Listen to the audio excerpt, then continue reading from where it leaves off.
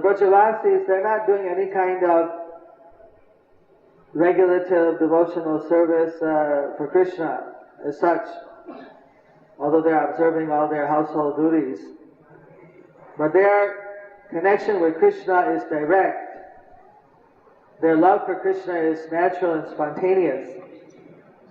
And so in the liberated stage, one is simply naturally engaged in Krishna's service. When Lord Chaitanya was here in Navadvip, people didn't know that he is God, but they loved him anyway.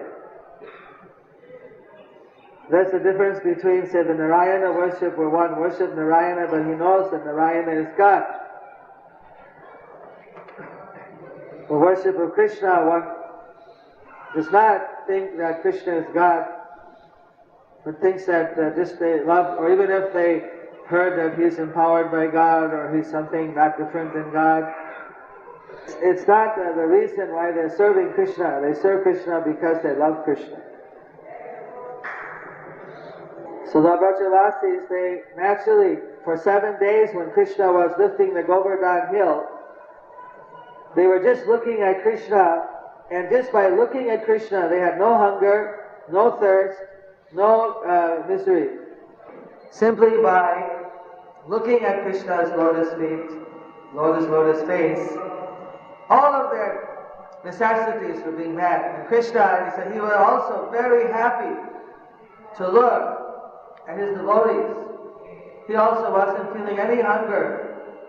Of course, he's Atmarama, he doesn't have to be, but he wasn't also. He was just quite happy to look at his devotees for 1 week. Normally, these clouds that Indra uses are for destroying the world. We know how an ordinary rain can cause a tremendous flooding here in Mayapur. What to speak of the Samvartaka clouds? So much water was being rained on Vrindavan that it was coming down like a wall of water. A wall of water. It would have flooded the whole Mathura district very quickly.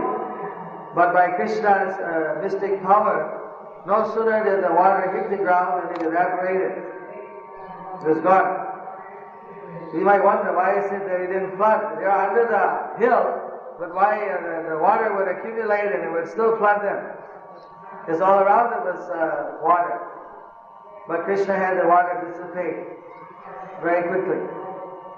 So in spite of pouring unlimited water, the water that could fill up the whole planet, the whole universe, nothing was really happening.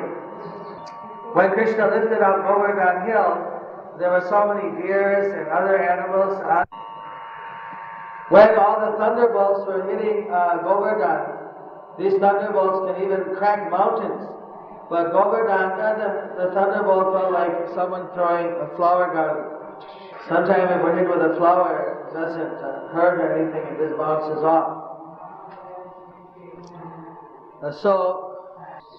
And this way, sometimes even Govardhan was not aware that the thunderbolts were hitting him. So eventually Indra figured out that something is happening in Braja, and that he had considered Krishna to be Martya, to be a mortal. Prabhupada explained up here on the roof in Mayapur, we were looking down sometime in Mayapur, there are so many ants moving their eggs from one place to the next. Like that, the ants were swarming. And we were looking down at the ants, and the Prabhupada said, we look down at the ants and we think that how insignificant these creatures are. They only live for a few days, they're so small. But just like we are looking down upon them, there are higher living entities in the universe that look down upon the human beings and consider how insignificant we are.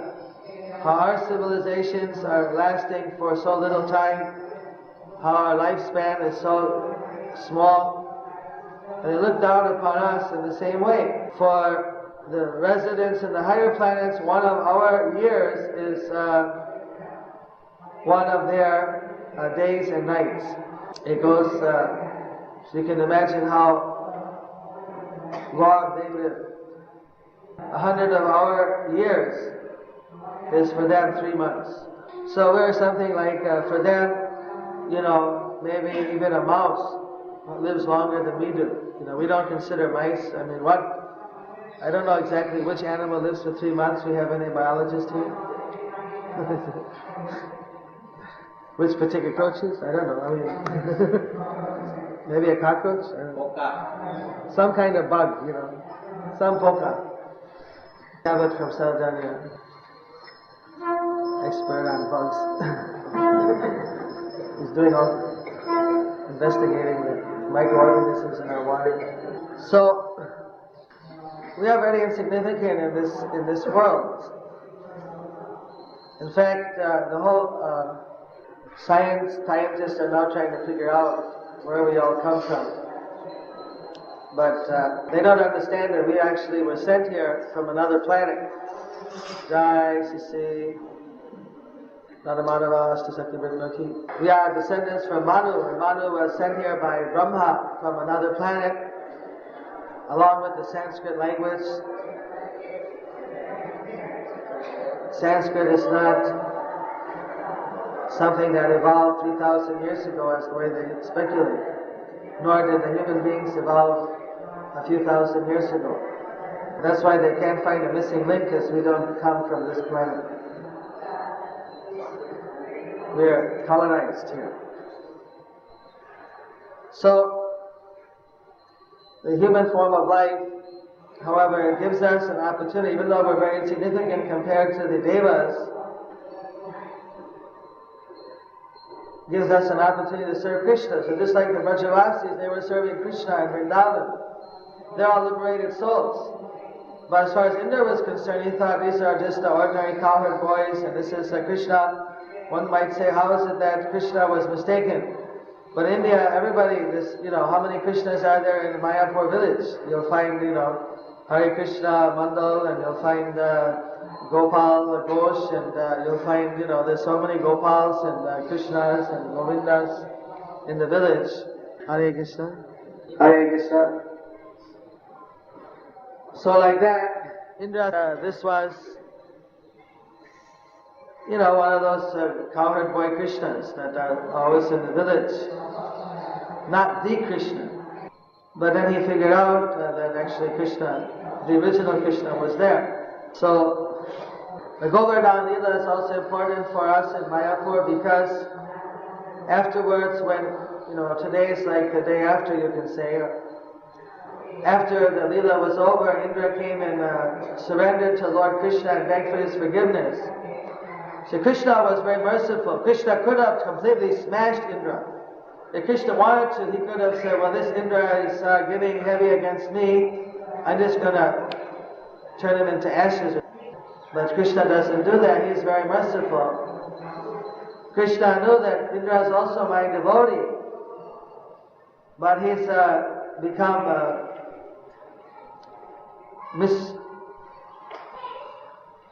become too proud. So if I cut down his pride, then automatically, because he's at heart, he's a good person, he's a good devotee. Just he's become a little puffed up now. Then he'll mellow out. He'll be okay. So then Krishna manifests his pastime by lifting the Govardhan hill, by which he pleases all the residents of Vrindavan.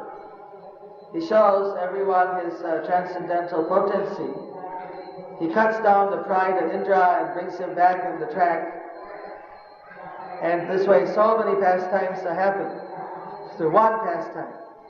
In fact, there are thousands and thousands of details mentioned by different Puranas and different acharyas about this one pastime, that there's practically no end. And people all over India, all the Hindus, they know very well about the Govardhan Leela. This is a very major pastime of the Lord. In one sense, you see, even if someone lifts up a hill, you're looking at all the roots hanging down and things, you might feel fearful whether I should go under that hill. What if it falls? What if it slips from Krishna's hand? what if the hill breaks in two pieces and we all get crushed? One might feel all kinds of hesitation. So what the devotees of Krishna did by going under, they also completely took their confidence in Krishna. And if Krishna slipped, they would all be finished. So they also completely surrendering to Krishna. They're completely depending on Krishna's power. And that's one of the aspects of devotional service, that we should totally surrender to Krishna. We should depend upon Krishna completely and not have any other shelter. So the residents of Vrindavan stopped worshipping the Devas and simply worshiped Krishna. Even the Deva got angry and wanted to punish them for giving up his worship. Krishna protected all of them. So after that pastime happened, Indra surrendered, then we know that the Surabhi cow came and sprayed Krishna with her milk, and Aravat, Aravat, the elephant of Indra, what's the correct pronunciation? Oiravat was spraying the water on Indra from the Jamuna. Afterwards, the Surabhi cow came here to Surabhi Kunja, just in Godru Dweep. And there the Surabhi cow of Krishna's Leela is eternally residing. We are not able to see her with the mundane eyes because she's a transcendental Surabhi cow from the spiritual world. But she is there, and Bhakti Vinod Thakur could see her. And when we go there, we can get her blessings. It's very close. The Gurukul is just always looking across at the Surabhi Kunja. And that's where the Navahata was headquartered by Lord Nityananda. So it's an important pastime for the devotees. We go every year to Surabhi Kunja on our parikramas. So that Leela is also connected with this pastime of Govardhan Leela. So after the Govardhan pastime, Sukadeva Goswami he composed this beautiful verse summarizing the whole pastime. 10th canto, 26th chapter, 25th verse. Deve varshati jagya viplava rusha vajrangsa varshanilaye siddhat pala pasustriyatma saranam dristvanu kampyutsyayam utpatyaika karena sailama balo lilo chilindhang yatha Bhibhrat Goshtang Apan Mahendra Madhabhit Priyana Indro Gavan. Translation: Indra became angry when his sacrifice was disrupted, and thus he caused rain and hail to fall on Gokula, accompanied by lightning and powerful winds, all of which brought great suffering to the cowherds, animals, and women there. When Lord Krishna, When Lord Krishna, who is by nature always compassionate, saw the condition of those who had only him as their shelter, he smiled broadly and lifted Govardhan hill with one hand, just as a small child picks up a mushroom to play with it. In this way he protected the cowherd community. May he, Govinda, the Lord of the cows and the destroyer of Indra's false pride, be pleased with us. Jai Gaur Sitaratma Manande Hari Har Madhava Ki Giridhari Madhava Ki Jai Gaur Premanande.